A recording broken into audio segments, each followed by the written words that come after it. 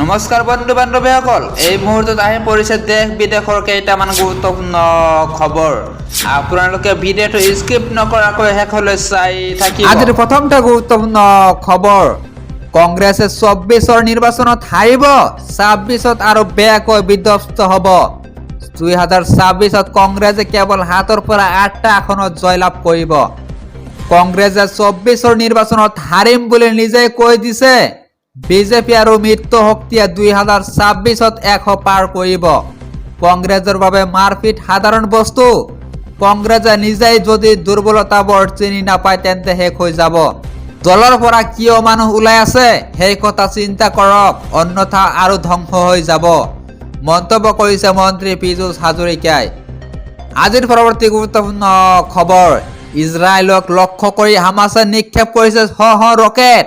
এই মুহূৰ্তত আহি পৰিছে আন এটা বিগ ব্ৰেকিং নিউজ। তেল এভিভ চহৰত হামাছৰ ভয়ংকৰ আক্ৰমণ।